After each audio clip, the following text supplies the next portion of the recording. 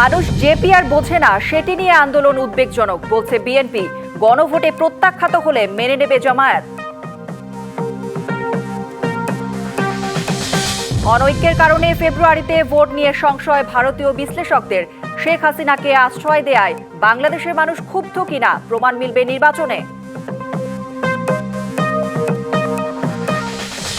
বাড়ি ভাড়াসহ ৩ দাবিতে কেন্দ্রীয় শহীদ মিনারে এমপিওভুক্ত বেসরকারি প্রতিষ্ঠানের শিক্ষকদের অবস্থান কর্মসূচি। সারা দেশে চলছে কর্মবিরতি।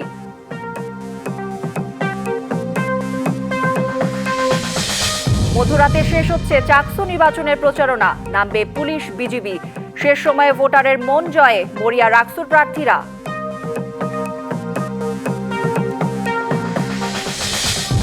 জিম্মিকে মুক্তি দিচ্ছে হামাস। বিনিময়ে ছাড়া পাচ্ছেন অন্তত ২,০০০ ফিলিস্তিনি বন্দী। ইসরায়েলে ডোনাল্ড ট্রাম্প। দেখছিলেন নাসির সিনটেক্স অ্যালুমিনিয়াম সংবাদ শিরোনাম। এবার জানাবো খবরের বিস্তারিত। আপনাদের সাথে আছি আমি কাঞ্জুম কৌরি। দেশের মানুষ পিআর বোঝে না, অথচ এমন দাবি নিয়ে আন্দোলন করা উদ্বেগজনক। এমনটা জানিয়ে বিএনপি বলছে পরবর্তী সংসদের ওপর এমন সিদ্ধান্ত ছেড়ে দেওয়া উচিত। আর জনগণ পিআর চায় কিনা সেই সিদ্ধান্ত গণভোটে দেওয়ার দাবি জানিয়েছে জামায়াত। অন্তর্বর্তী সরকারের ঘোষণা অনুযায়ী আগামী ফেব্রুয়ারিকে সামনে রেখে নির্বাচনের প্রস্তুতি নিচ্ছে রাজনৈতিক দলগুলো। ভোট দিতে মুখিয়ে আছে সাধারণ মানুষও। এমনকি জাতীয় ঐকমত্য কমিশনের সংস্কার প্রস্তাব নিয়ে আলোচনা শেষে এখন জুলাই সনদ সইয়ের তারিখও হয়েছে চূড়ান্ত।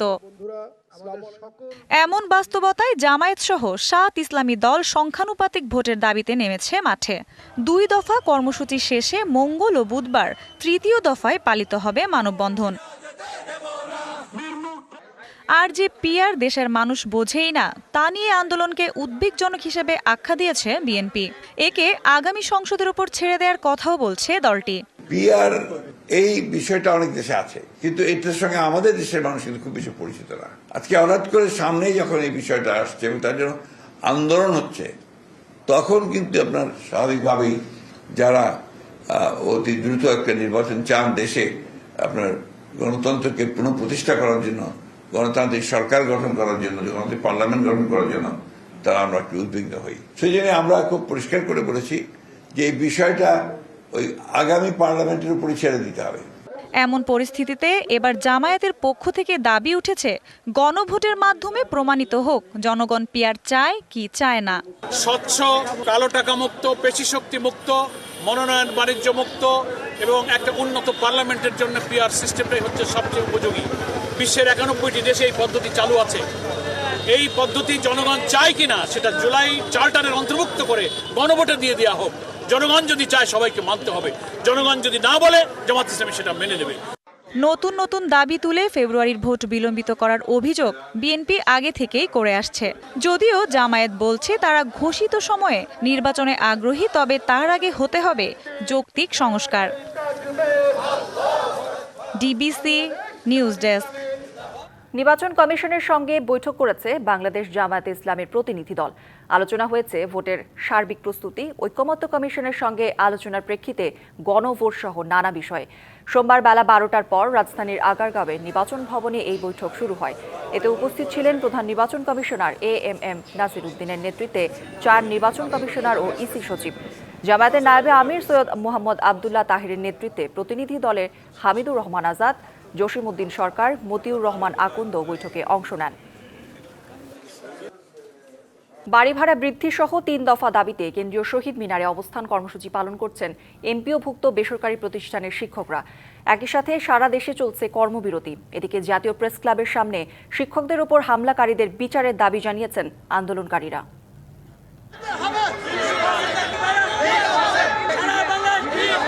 পূর্ব ঘোষিত কর্মসূচির অংশ হিসেবে রবিবার জাতীয় প্রেস ক্লাবের সামনে ৩ দফা দাবি নিয়ে অবস্থান কর্মসূচি পালন করেন বেসরকারি এমপিওভুক্ত শিক্ষক কর্মচারীরা। পরে পুলিশ টিয়ারশেল ও সাউন্ড গ্রেনেড নিক্ষেপ করে ছত্রভঙ্গ করে দেয়।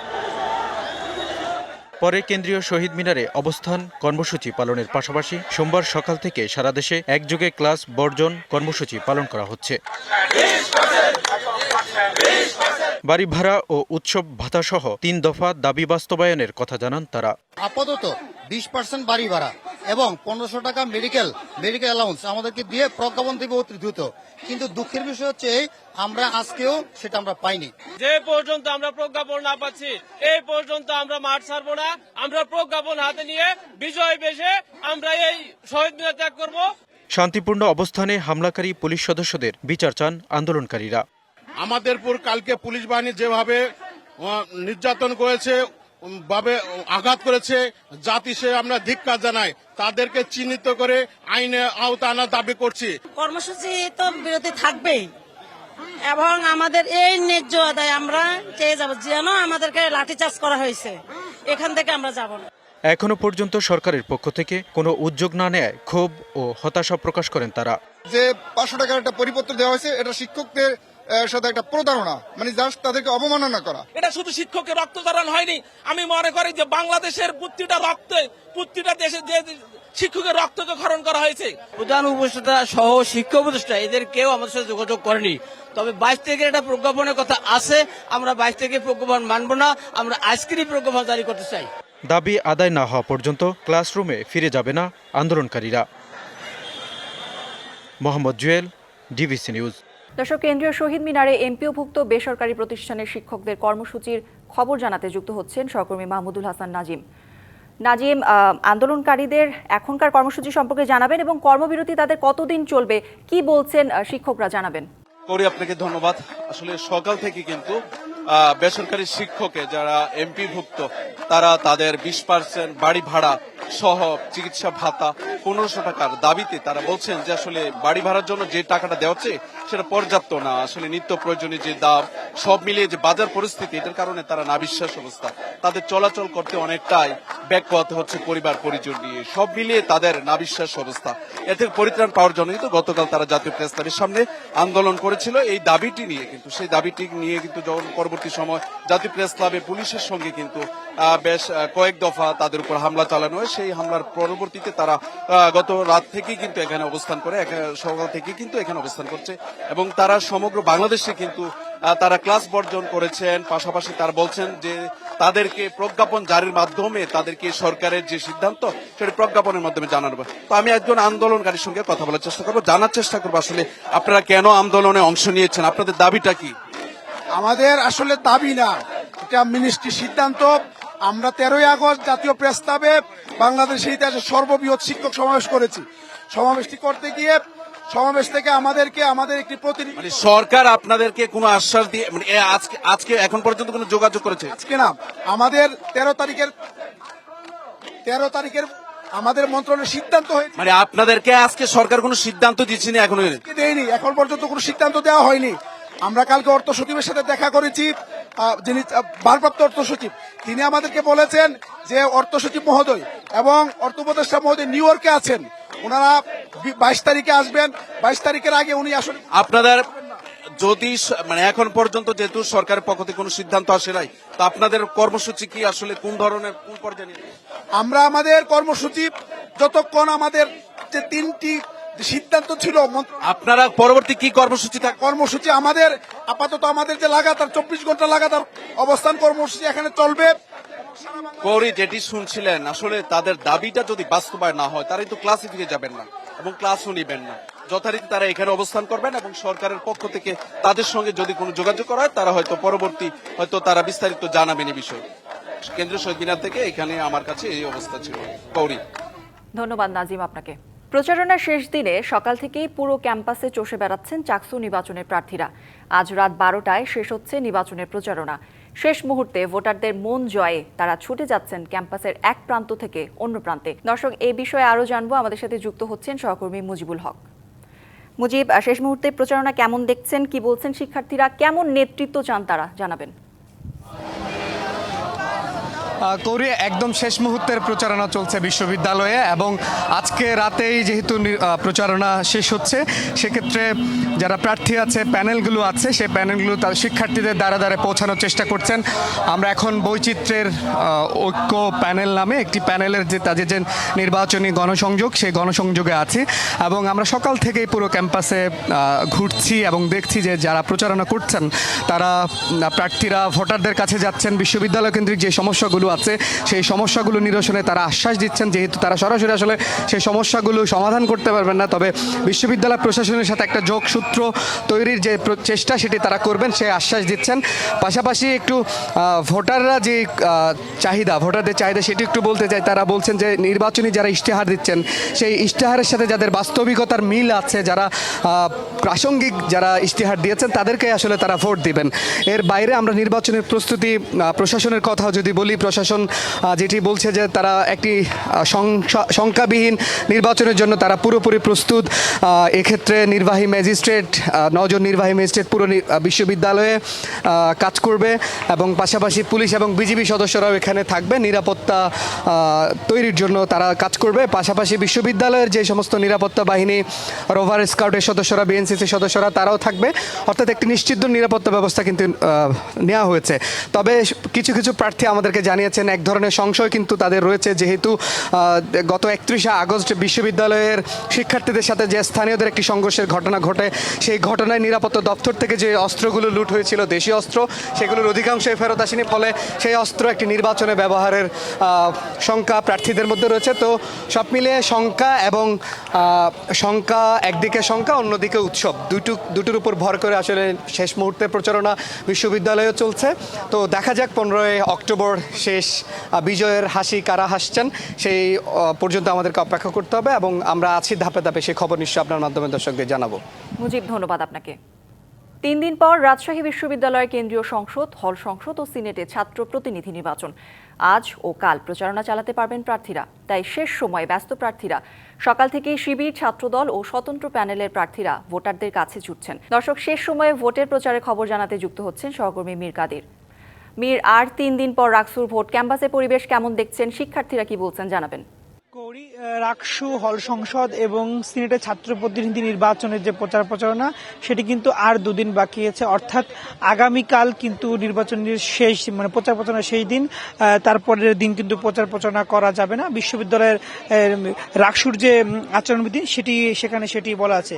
যে কোনো প্রার্থীরা কিন্তু আজ কিন্তু বেশ ছুটছেন ভোটারদের কাছে। আজ যেহেতু বিশ্ববিদ্যালয়ের নবীনবরণ ছিল, সেখানে প্রায় 4000 শিক্ষার্থী এক জায়গায় হয়েছিল, সেখানেই মূলত প্রার্থীরা গিয়েছেন এবং তারা তাদের কথা বলেছেন। আমরা দেখতে পাচ্ছি, আমরা একজন প্রার্থীর সাথে একটু কথা বলবো। তো আজ প্রচারণা কেমন চালাতেন এবং আপনার আসলে যে ব্যালট, এটার আসলে বিশেষত্বকে একটু বলবেন। মাটিতে ফেললেই জন্মাবে গাছ। আমি মোহাম্মদ ইয়াসিন আরাফাত বিজয়, পড়াশোনা করছি শারীরিক শিক্ষা ও ক্রীড়া বিজ্ঞান বিভাগে, আসন্ন কেন্দ্রীয় ছাত্র সংসদ নির্বাচনে ক্রীড়া ও খেলাধুলা বিষয়ক সম্পাদক পদপ্রার্থী। আমার এই ব্যালটের বিশেষত্ব হচ্ছে, এই ব্যালট মাটিতে ফেললেই জন্মাবে গাছ। এই ব্যালটে আমার 15 থেকে 20টা গাছের বীজ দেওয়া আছে, যে মাটিতে পানির সংস্পর্শ পেলে যে কোনো জায়গায় এটাতে গাছ জন্মাবে। শেষ মুহূর্তে ব্যতিক্রমী চিন্তা থেকে এটা আমার কেন করেছেন আপনি? আচ্ছা, এটা আমি করেছি যে অনেকে শেষ সময় কিন্তু বিভিন্ন ধরনের স্টিকার বিভিন্ন কিছু করছে, আর আমার সবচেয়ে বেশি খারাপ লাগছে আমি অনেক প্রার্থীকে দেখি এই পোস্টারটা দিয়েছি, মানে আমার যে আরেকটা পোস্টার ছিল এটা দেওয়ার পর মাটিতে ফেলে দিচ্ছে। মাটিতে ফেলে দেওয়ার আমার অনেক খারাপ লাগছে। এটাকে কি করা যায়? তখন আমি পড়াশোনা করে স্টাডি করছি যে কাগজকে রিসাইক্লিং করা যায়, অর্থাৎ আমাদের কিন্তু কাগজটা কিন্তু গাছ থেকে তৈরি, আবার কাগজ থেকে। ধন্যবাদ। তো কৌরি, আসলে প্রার্থীরা যে বলছিলেন যে তারা বিভিন্ন ধরনের পোস্টার তৈরি করছেন, যেটাতে তারা ভোটারদের দৃষ্টি আকর্ষণ করতে পারবেন। তো যারা ভোটারদের দৃষ্টি আকর্ষণ করতে পারবেন এবং প্রার্থীরাও চেষ্টা করছেন যত বেশি ভোটারদের কাছে যাওয়াতে, ভোটারদের কাছে পৌঁছানো তাদের কথাগুলো। তো রাজশাহী বিশ্ববিদ্যালয়ের রাকসু নির্বাচন নিয়ে এই ছিল সর্বশেষ তথ্য। মীর, ধন্যবাদ আপনাকে। ফেব্রুয়ারিতে ত্রয়োদশ জাতীয় সংসদ নির্বাচন। সারা দেশ প্রস্তুত হচ্ছে একটি অবাধ, সুষ্ঠু ও গ্রহণযোগ্য নির্বাচনের জন্য। কি ভাবছেন সাধারণ মানুষ থেকে শুরু করে আগামীর জনপ্রতিনিধিরা? সে কথা জানাতে ডিবিসি নিউজের ইলেকশন এক্সপ্রেস ছুটে যাচ্ছে সব সংসদীয় আসনে। এখন রয়েছে সংসদীয় আসন 62, সিরাজগঞ্জ 1-এ। সিএসআরএম ডিবিসি ইলেকশন এক্সপ্রেসে আমরা আছি সিরাজগঞ্জ 1 আসনে। আমাদের সাথে যুক্ত আছেন বিএনপির মনোনয়ন প্রত্যাশী এবং সাবেক কাজীপুর উপজেলার সাবেক সভাপতি সেলিম রেজা। আপনাকে স্বাগত জানাচ্ছি আমাদের সিএসআরএম ডিবিসি ইলেকশন এক্সপ্রেসে। আমরা আপনার জনপ্রিয়তা দেখে আমরা নিজেরা অভিভূত হয়েছি, এত বিপুল সংখ্যক মানুষ এখানে উপস্থিত হয়েছে। তো আমরা জানি যে আপনি বিএনপির দুঃসময়ে এবং কাণ্ডার হিসেবে পরিচিত আছেন দলের নেতাকর্মীদের জন্য, এটি আপনি কিভাবে উপভোগ করছেন? বিসমিল্লাহির রহমানির রহিম। আমি ডিবিসি ইলেকশন এক্সপ্রেসকে অসংখ্য ধন্যবাদ জানাই আমার নির্বাচনী এলাকা কাজীপুর তথা সিরাজগঞ্জের 4টি আসনের ভোটার এবং জনসাধারণকে। আজকে আপনারা জনস্রোত দেখেছেন, আমার কাজীপুরের লোকজন আমাকে কীরকম ভালোবাসে তার আপনারা জ্বলন্ত সাক্ষী। আজকে 17 বছর গাজীপুরে আমি আমার জনগণের পাশে ছিলাম, জনগণের সাথে আমার নেতৃবৃন্দের সাথে করে নিয়ে তাদের সুখে দুঃখে আমি ছিলাম, এবং আজকে যে প্রতিফলন দেখাইছে আপনারা যেটা দেখছেন, ইনশাল্লাহ আগামী দিনে জনগণের সাথে আছি এবং জনগণই সিদ্ধান্ত নেবে গাজীপুরের এমপি টিকিট কে পাবে। এবং আমি অত্যন্ত আশাবাদী, শতভাগ আশাবাদী আপনাদের দোয়ায়, এবং জনগণের সাথে আমরা আছি, জনগণই সিদ্ধান্ত নেবে গাজীপুরের অবস্থান, এবং আমি সাংঘাতিক অভিভূত আজকে জনগণের এই অবস্থান দেখে। ধন্যবাদ আপনাকে। আমরা যতটুকু জানতে পেরেছি আপনি বিএনপি যে দুঃসময়ের সেটা বলছিলাম, আপনি নেতাকর্মীদের যে গত 20 বছরের দমন নিপীড়ন তারা সহ্য করছে সেই সময় আপনি পাশে ছিলেন, এবং আপনি আওয়ামী লীগের ঘাঁটি ছিল এক সময়, সেই ঘাঁটি থেকে নিয়ে এসে আপনি আপনার বিএনপির ঘাঁটিতে পরিণত করেছেন। দল আপনাকে কতটা মূল্যায়ন করবে, আপনার যে শ্রম বা অক্লান্ত পরিশ্রম আপনার দলের জন্য? দল অবশ্যই মূল্যায়ন করবে। আমাদের নেতা তারেক জিয়া, আমাদের নেত্রী বেগম খালেদা জিয়া, আজকে ফেসবুকের যুগ, আজকে মিডিয়ার যুগ, আজকে সবাই জানে তারেক জিয়ার বক্তব্য দেখছে, শুনছে, এবং আমরা আশাবাদী যে দলে যেভাবে আমরা শ্রম দিয়েছি আমার নেতাকর্মীর সাথে করে নিয়ে, দলের যেভাবে সময় দিয়েছি, মানুষের পাশে দাঁড়িয়েছি, ইনশাল্লাহ মানুষ এবং দলের নেতৃবৃন্দ, বিশেষ করে তারেক জিয়া, আমাদের নেতা ইকবাল হাসান মাহমুদ টুকু সাহেব, উনি মুরব্বী, এবং অবশ্যই নেতাকর্মীর যথাযথ মূল্যায়ন করবে, এবং যেটা নেতাকর্মীর মূল্যায়ন করলে অবশ্যই আমার মূল্যায়ন হবে, এবং অবশ্যই আমি গাজীপুর থেকে ইনশাল্লাহ এমপির টিকিট পাবো, এমপি হব ইনশাল্লাহ। আপনার আসনটি বেশ দুর্যোগপূর্ণ, আমরা জানি চরাঞ্চলে মানুষ খুব অবহেলিত অবস্থায় আছে এবং নদী ভাঙ্গনের শিকার হয়ে হাজার হাজার মানুষ ঘরছাড়া হয়েছে। এখন যারা আছে তাদের জন্য আপনি যদি নির্বাচিত হন কিভাবে কাজ করবেন? আজকে চীনের যেমন দুঃখ ছিল হুয়াংহ নদী, আমাদের গাজীপুরের দুঃখ হলো যমুনা নদী। আজকে যমুনার প্রত্যেকটা 6টা এলাকাতে আমরা নেতৃবৃন্দর সাথে করে নিয়ে সব জায়গায় গিয়েছি। তাদের একটা দাবি, সেই দাবি হলো তারা যমুনা উপজেলা চায়। আমরা যমুনা উপজেলার ব্যাপারে দলীয়ভাবে সিদ্ধান্ত নিয়েছি, তাদের দুঃখ দুর্দশা লাঘব হবে এই চিন্তা ভাবনা করে। আর এই যে যমুনা নদী দুঃখের কারণ, সেই দুঃখ থাকবে না। আজকে যমুনা সেতুর থেকে শুরু করে গাইবান্ধা পর্যন্ত 4 লেন সড়ক এবং আপনার হলো স্থায়ী বাঁধ, এটা অলরেডি একদিকে প্রস্তাব দিয়েছিল বিগত সরকার, সেটা পাশ করে নাই। আমরা আমাদের সময়, আমাদের সরকার আসলে আমরা চেষ্টা করব এটা পাশ করার জন্য।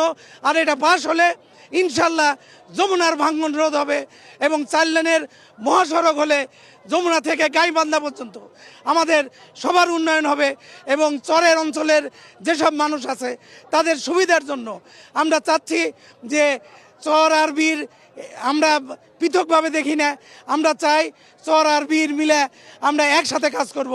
চরের দুঃখ আমাদের দুঃখ, এবং আমরা চাই চরকে সুসংগঠিত করে দলের প্রতি আকৃষ্ট করার জন্য। অলরেডি আপনারা দেখেছেন আজকের অবস্থান। আজকে আপনাকে অনেক ধন্যবাদ আমাদের সাথে সংযুক্ত হওয়ার জন্য। শুনছিলাম যে এখানকার যে মনোনীত সম্ভাব্য প্রার্থী, তিনি তার এলাকাকে তিনি কিভাবে গুছাবেন, তিনি নির্বাচিত হলে কিভাবে কাজ করবেন।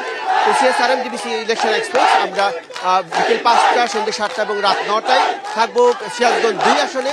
ততক্ষণ আমাদের সাথেই থাকুন।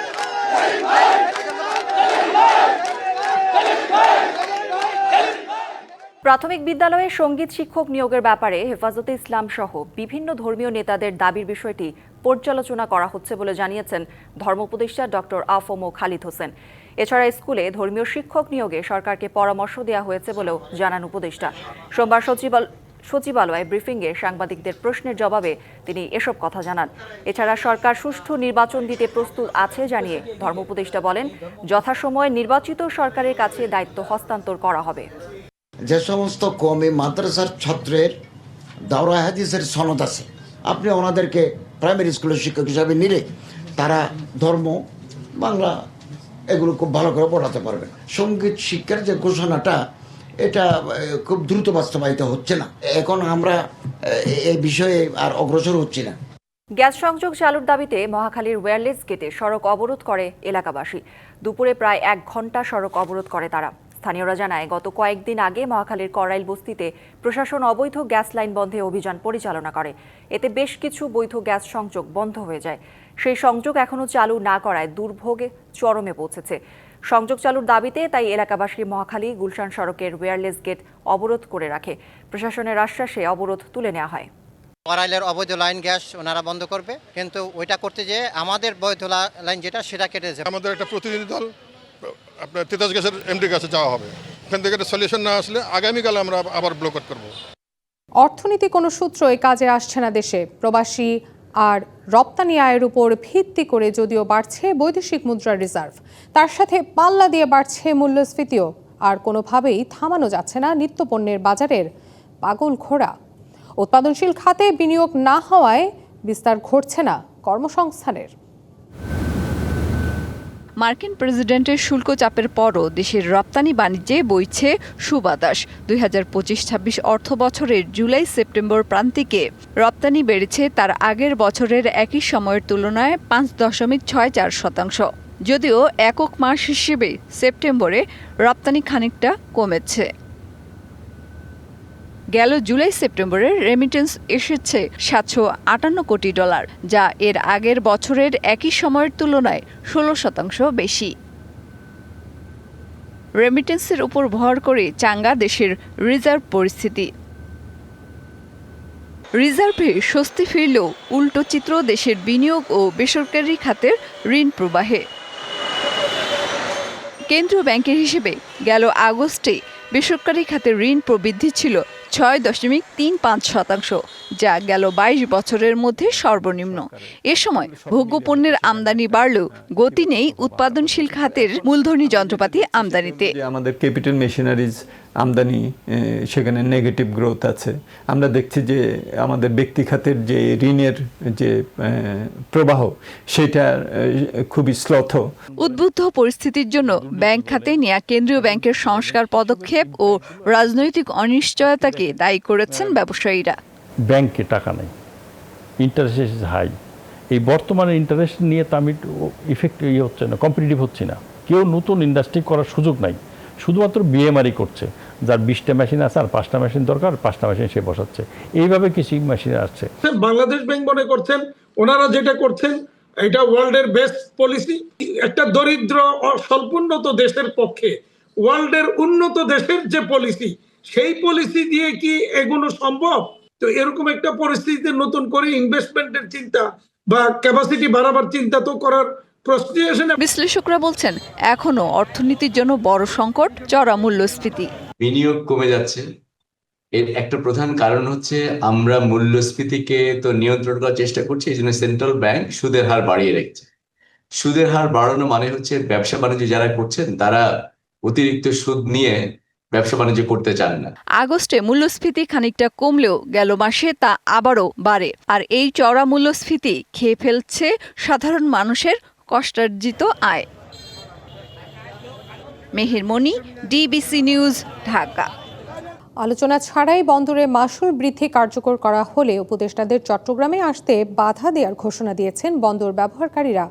তাদের অভিযোগ, একতরফা বন্দরের 41% মাশুল বৃদ্ধি করা হয়েছে।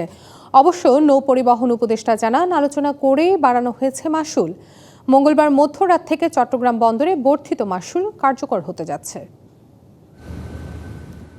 সরকারি ইনল্যান্ড কন্টেইনার ডিপো আইসিডির পর এবার সার্ভিস চার্জ 41% বাড়িয়েছে চট্টগ্রাম বন্দর। প্রায় 4 দশক পর প্রথম বড় ধরনের শুল্ক সংশোধন করেছে বন্দর।